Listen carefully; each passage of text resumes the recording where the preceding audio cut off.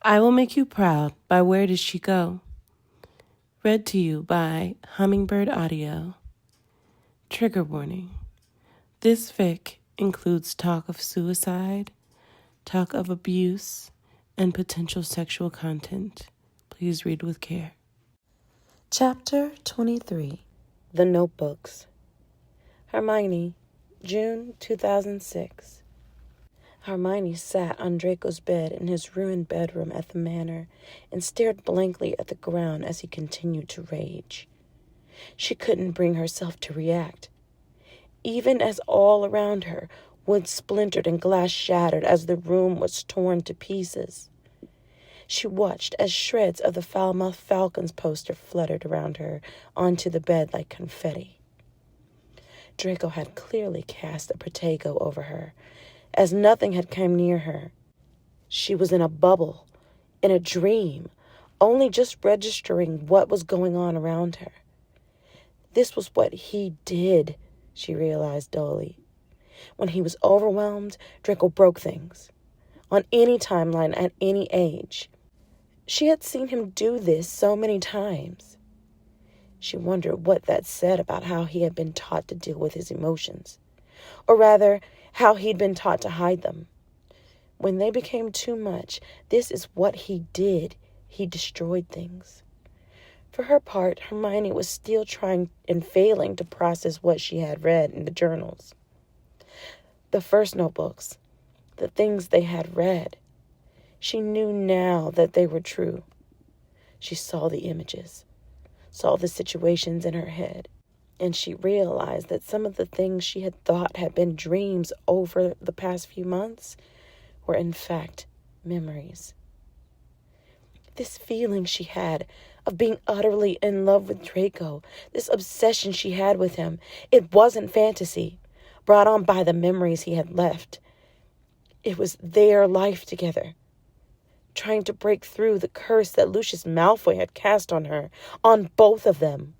She let her mind flit back to the last notebook, those devastating last few pages.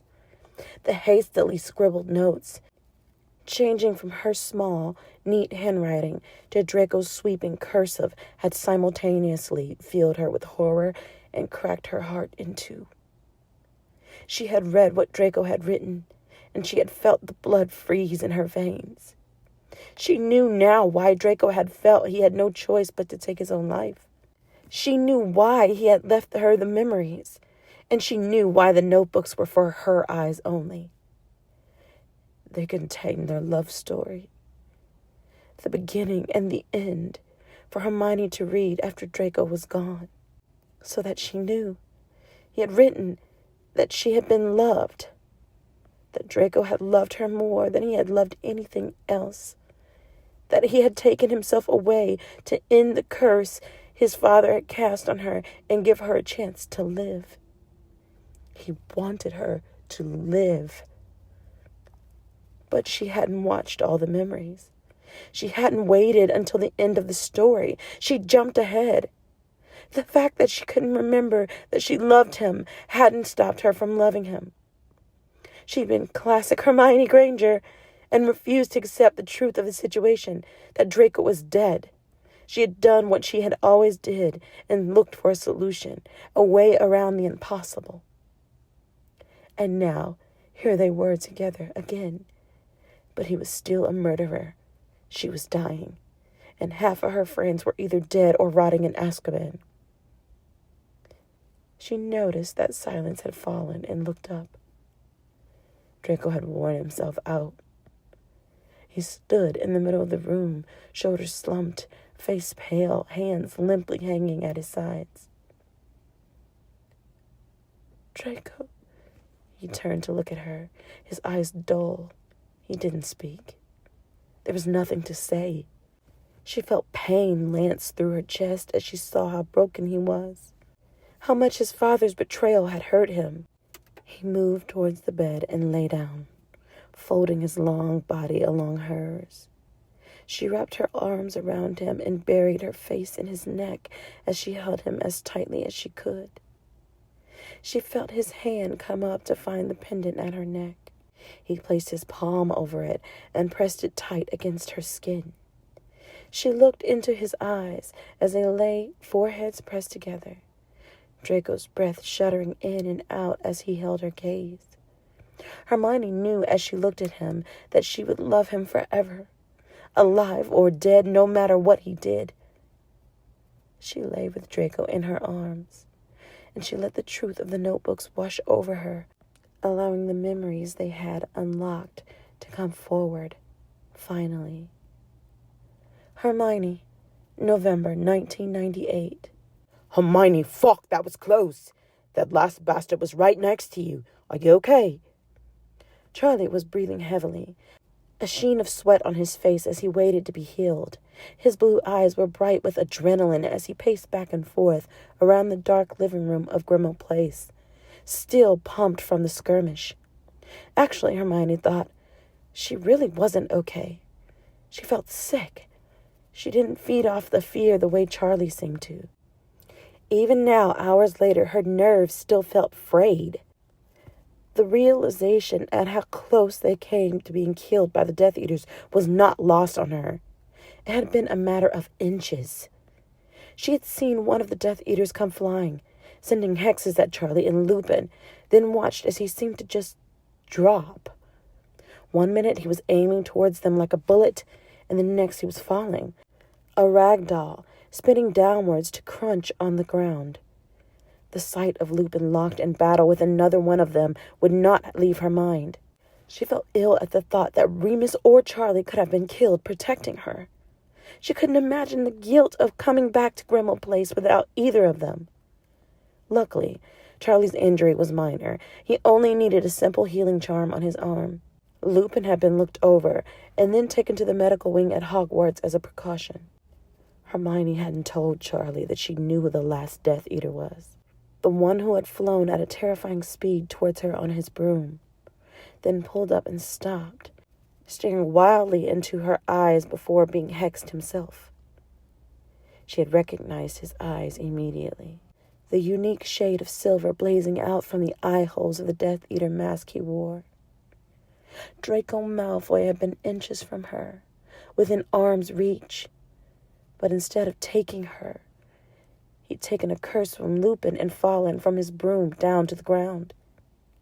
She wasn't sure if Malfoy was alive or dead, but she did know that if it wasn't for the momentary pause he'd taken, she wouldn't be sat in Grimmauld Place now.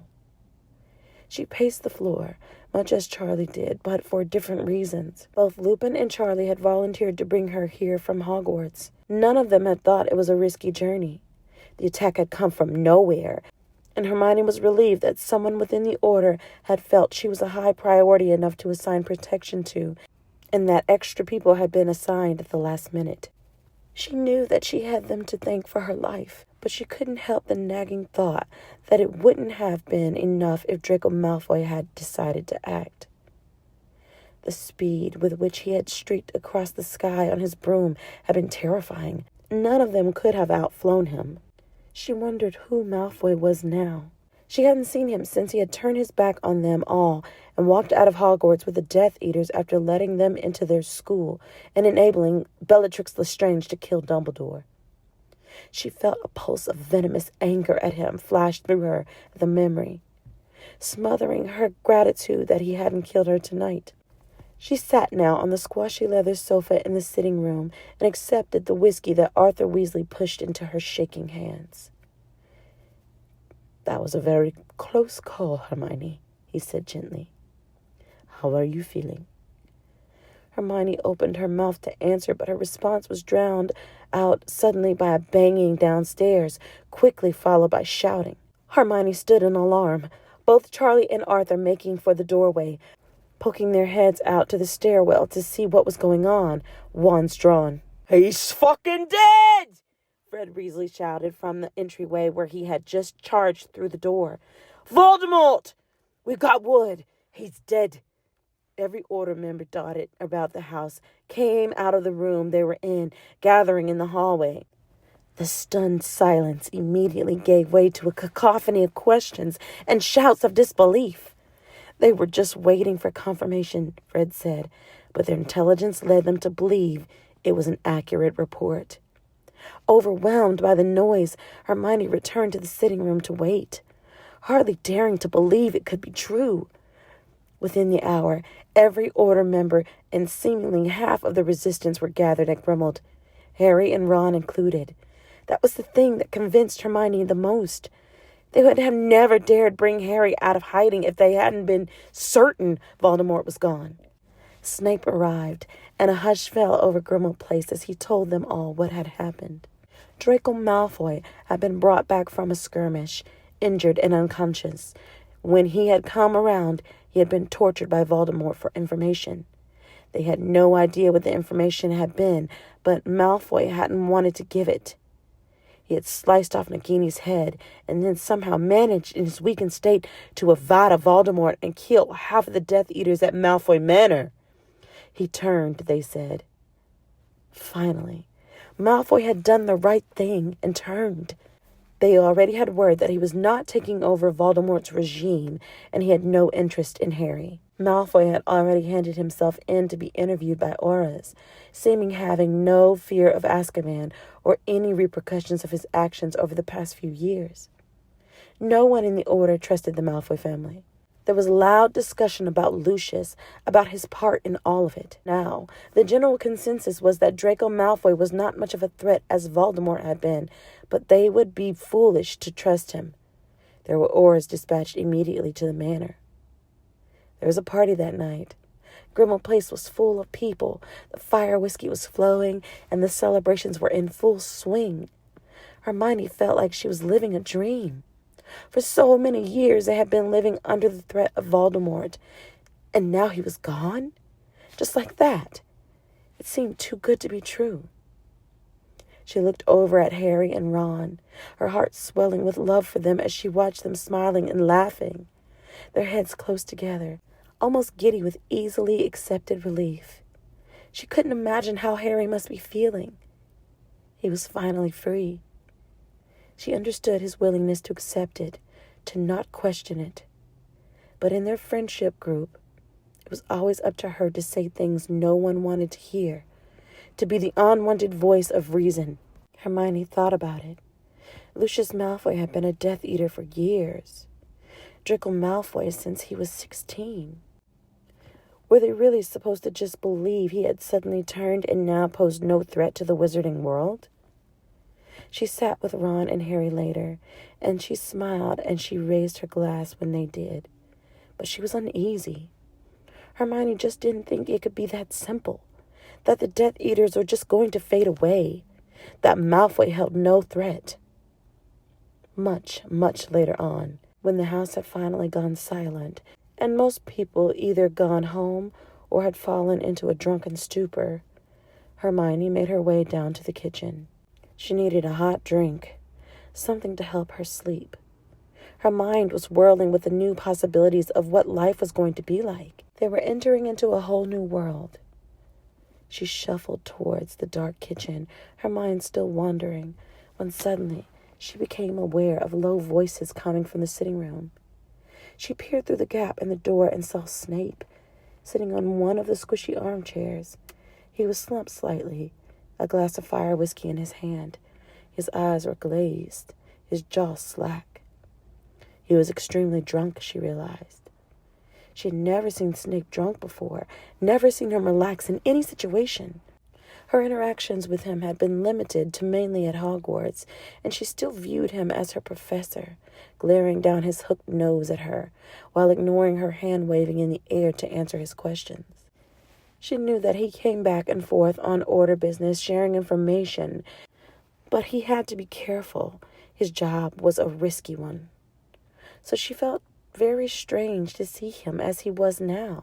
So drunk, he appeared almost sloppy, his usual stiff manner nowhere to be seen. Kingsley Shacklebolt was sitting opposite him, his own glass of whiskey tilting slightly as he tilted to one side. He had clearly had more than one or two drinks also. "What do you think, Severus?" Kingsley asked. "Do you think Draco really has turned? Or do you think he's got his own plans for stepping into Voldemort's shoes? You always said the kid is powerful. Did you expect he could do this? Snape appeared deep in thought, his black hair hanging in his eyes as he stared into the embers of the fire burning low on the hearth. He seemed to be considering his answer very carefully. Eventually he spoke. No, I do not believe Draco Malfoy is looking to take over, he said. As I have told you before, Kingsley, he has suffered greatly for many years. Mr. Malfoy received very little choice in joining the Death Eaters, and as you know well, he has made significant sacrifices in order to protect certain people within the Order. Yes, but his father, Kingsley interjected. His father has made life almost impossible for Draco over the years, Snape barked, his voice growing louder. Hermione shrank back against the doorframe. That boy has been the victim of his father since he was born, refused to fight back due to some sort of misplaced loyalty. Hermione could see that Snape was becoming emotional. I have done my very best to protect him, but there have been things out of my control. I truly believe that Draco Malfoy's actions tonight are for one reason and one reason only: to bring himself some autonomy, so that for once he is not someone else's mercy. He is a soldier. He has been used since he is old enough to be utilized, and I think he finally deserves some goddamn peace. Hermione's eyes widened as she listened. Could that be true? Draco had always appeared so spoiled, so loved. She thought about his arrogance, his spitefulness.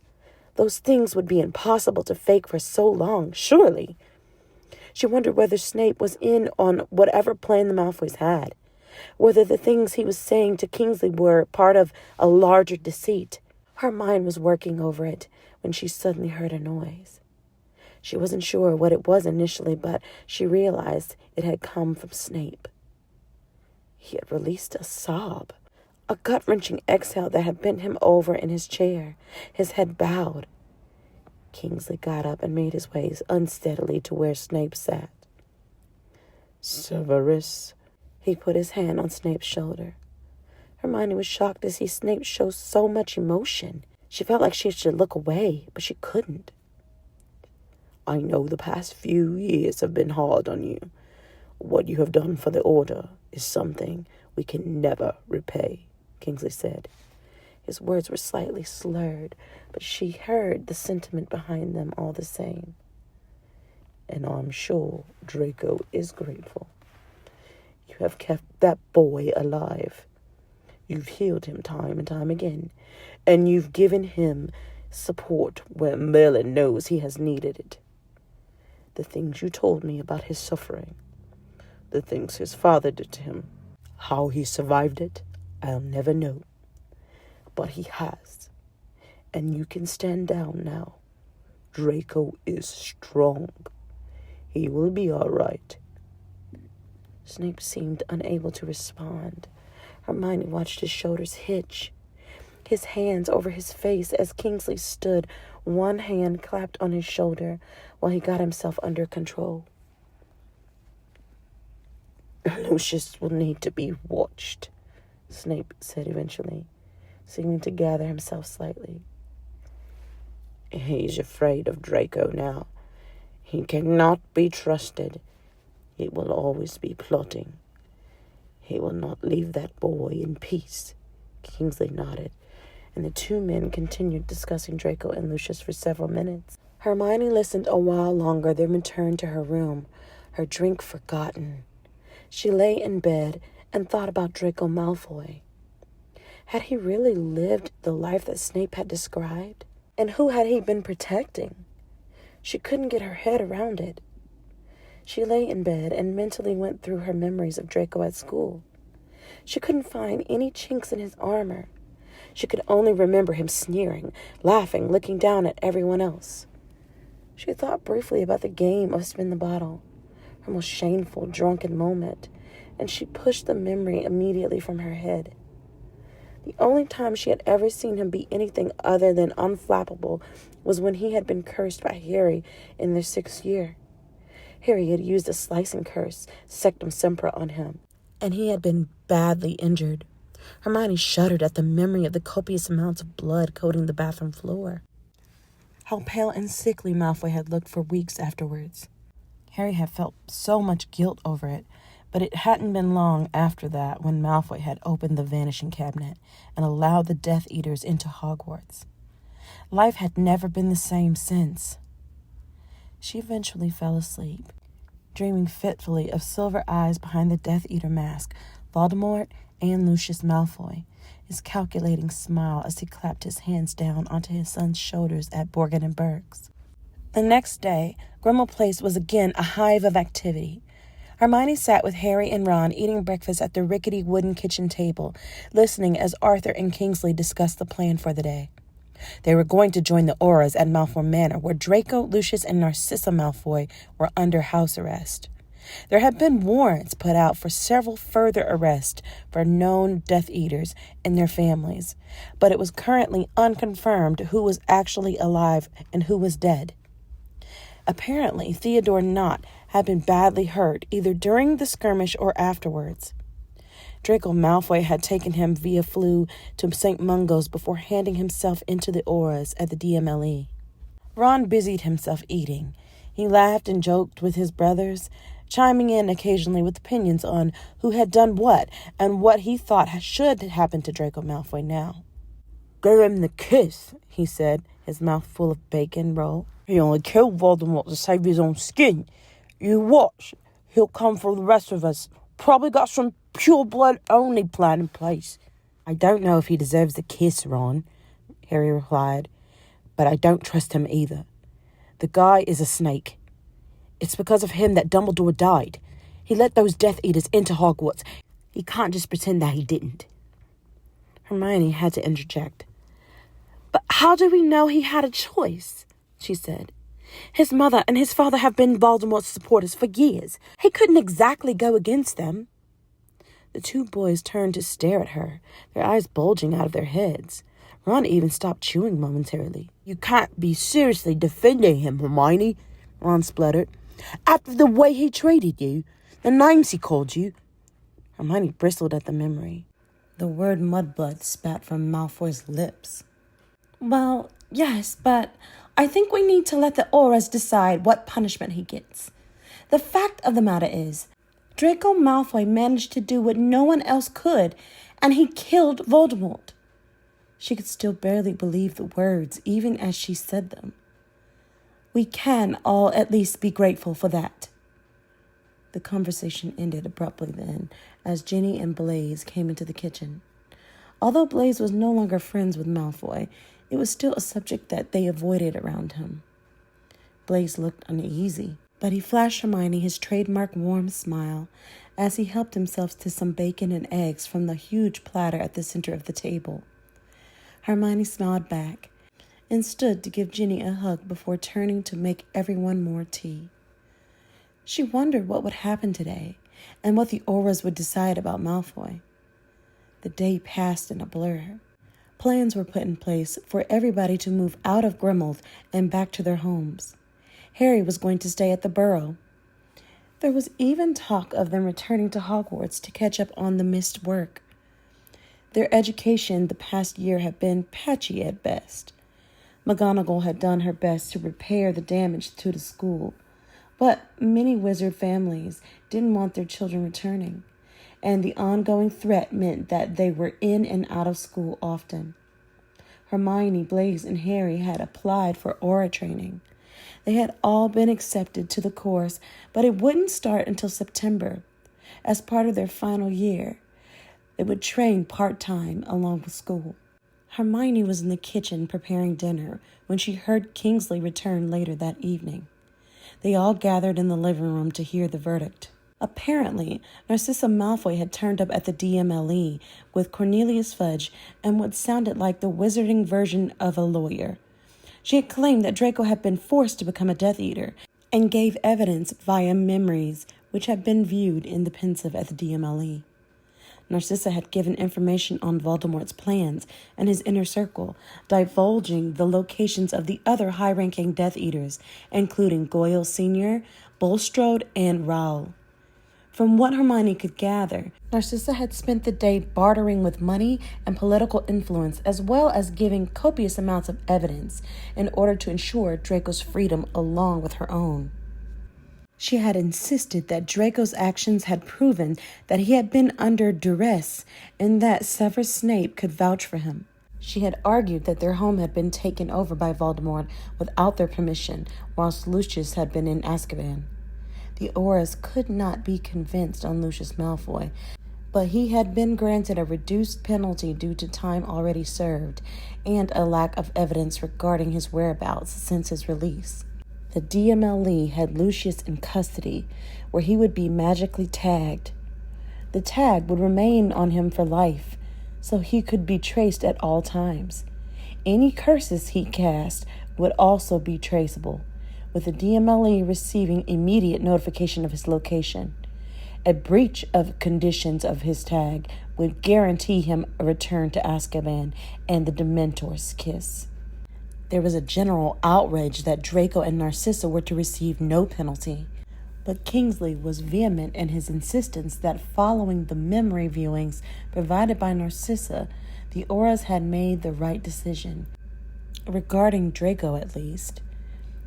Hermione listened to the discussions and wondered what the Aurors had found out in order to convince them. She asked Kingsley questions, interested in the interview process and how the legal side of it would work.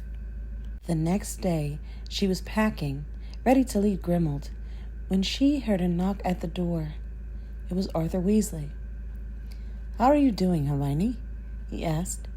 "You've been very quiet these past few days, which is highly unlike you." She smiled at him, knowing she couldn't argue with his assessment of her. "I'm surprised you haven't had more to say on what happened," Arthur said. "I'm just a bit concerned." Hermione felt a rush of love for Arthur. He had stepped in as a parental figure for her in the wizarding world, and he and Molly always looked out for her. "I'm okay, thank you, Mr. Weasley," she replied. "I'm just in shock, I suppose. None of us were expecting what happened for Malfoy to do what he did. I think I'm just concerned for his motives. I just wish we knew more about who he is now, I guess." "The Aurors are highly trained, Hermione," Arthur reassured her. "They know what they are doing. I know that you are wanting to do your Aura training. Why don't you go along tomorrow and watch the interviews with Draco Malfoy? It might give you a better insight and help to put your mind at rest." Hermione looked at him. Her eyes widened. Go to the manor? To see Malfoy? She was intrigued but unsure. "I'm friends with Johnson, the Aura on the case," Arthur said. "He'd be glad to have you along. Harry and Blaise too, although I'm not sure either will take me up on it. Too much history there for both, I imagine. But you should go. It will be good preparation for you for your course. You can see how the process works." So that was how Hermione found herself the next day, standing outside the imposing doors of Malfoy Manor, with the two Aurors in charge of interviewing Draco Malfoy, stepping anxiously from foot to foot as she held tightly onto her notebook and quill. She smoothed her hair down and stood up straight, trying to look composed as she heard her footsteps approaching on the opposite side of the door. Draco Malfoy himself swung the heavy oak door open, greeting the two Aurors warily before looking behind them and noticing her nervously waiting. Malfoy looked momentarily alarmed at her presence, and she saw him swallow visibly as he moved back to allow her inside. She felt him tense. As she passed by, his eyes on the floor. Malfoy had grown since she last seen him. He was taller than she remembered, broader and more muscular, although she could see that he was still lean. He wore a pale blue dress shirt, open at the neck, and black trousers. His blonde hair was slightly longer than at school, and not slicked back the way she remembered. It fell over his eyes repeatedly, and he brushed it back, appearing nervous. She tried to covertly study him as he ushered them down the hallway. His features didn't look as pointy as she remembered, with all traces of the spiteful arrogance she recalled gone from his face. All in all, Hermione thought, he just looked tired. He was pale and drawn, and he seemed exhausted, as though the events of the last few days had been all too much for him. His gray eyes kept flicking to her, looking her up and down before darting away. She pretended not to notice. Hermione followed behind Johnson and his colleague Howie as Malfoy led them all into a huge sitting room, motioning for them to sit down on a large velvet sofa. They all obliged, but Draco remained standing. This is Miss Granger. She is here to observe the interview as part of her aura training preparations, Johnson said, motioning to her. She will be taking notes for us today. Yes, I'm aware of who she is, came the familiar drawl. How are you, Miss Granger? I hope life has been treating you well. He raised an inquiring eyebrow. She looked at him, frowning at his false politeness. Malfoy stared back at her benignly, his face impassive, seeming to challenge her slightly. I'm fine, thank you, Mr. Malfoy, she answered, equally as polite. It seems that my life has been a little less eventful than yours of late. Draco smiled, the corners of his mouth lifting slightly, but it didn't quite reach his eyes. Yes, quite, he replied dourly. His attention turned from her then, as he focused on answering the endless amounts of questions Johnson and Howie directed at him. Hermione listened intently, shocked to hear Malfoy speak so frankly about receiving the mark and the jobs he had been assigned to do. He told the Aurors about the night the Death Eaters had entered Hogwarts, about how his family had been threatened if he didn't let them in. She was aware that his eyes kept sliding to her. She wasn't sure if he was embarrassed for her to listen to his confessions or if he was uncomfortable with her writing notes. But regardless, he seemed to be being completely honest with the Aurors, admitting to everything he had done at Voldemort's request, with the openness she found unnerving. She recorded his account of the night he had killed Voldemort, and she struggled not to react as he explained the job he had been tasked with. He didn't look at her as he told of how he had gone to Grimmauld Place with the instructions to bring back a particular Order member Voldemort wanted, to use as a spy, among other things. He refused to name the target or go into further details for their own privacy, he said, and the Aurors agreed that it was of little consequence, that they would view it in the memories later. She was the Order member. She knew. She was amazed to see the way his face flamed briefly as he explained the job, and he detailed his actions, describing how he had deliberately botched the mission, and that he had taken a curse to the chest and had been brought back into the manor, unconscious by Theodore Nott. He explained how they had been regularly subjected to the Cruciatus curse, as well as legitimacy, in order for Voldemort to keep them in line. Hermione couldn't take her eyes off of him while he spoke about being tortured in a flat monotone, his voice calm and level, as though it were perfectly normal. The only time Malfoy showed any kind of emotion was when he was talking about Theodore Nott, and how he had thought that Voldemort was going to kill him. His expression was pained, guilt crossing his features. Malfoy went on to speak about his suspicion that Nagini was a final Horcrux and what happened to Voldemort after he had killed her, about how it had weakened him, allowing Malfoy to curse him. Hermione listened, rapt as he spoke, astounded by how unaffected by it all he had appeared to be. She wondered whether he was occluding. His eyes seemed blank, the color a flat gray compared to the bright, clear silver she had seen when he looked at her in the entrance hall. She made copious notes, her quill flying across the parchment as he spoke. Malfoy insisted that his parents had supported him in his goals of killing Voldemort, and that all of them had been secretly plotting his downfall since his occupation of the manor the year before. Lucius and Narcissa had been at the DMLE all day, giving their own evidence, and were due to leave for France, as agreed in the coming weeks. Eventually, the Orrs decided that they had enough information for the day, and it was agreed that Draco would return to the DMLE in 2 days for the viewing of the memories he had already given. He was to be tagged in the meantime. Howie caught Hermione off guard, asking her to help him as he applied the tag. Hermione nodded and moved towards Malfoy, feeling her breath catch slightly as she watched him roll up his sleeve. The dark mark stood out against his pale skin. It was faded now, a silvery gray, but still very obviously there. He would never be able to hide it, she thought. That was a sentence in itself. He looked down at her fingers as they closed around his arm, tracking her movements closely. She took hold of the cool skin of his wrist and held it gently as Howie moved his wand in a complicated motion, activating the trace. She hadn't been this close to Malfoy since their drunken kiss, and her nose sparked slightly as she breathed in his scent. It reminded her of bonfire night when she was young, caramel apples and sparklers. It made her think of curling smoke and dark magic. She raised her eyes up and felt a jolt as she was met with his.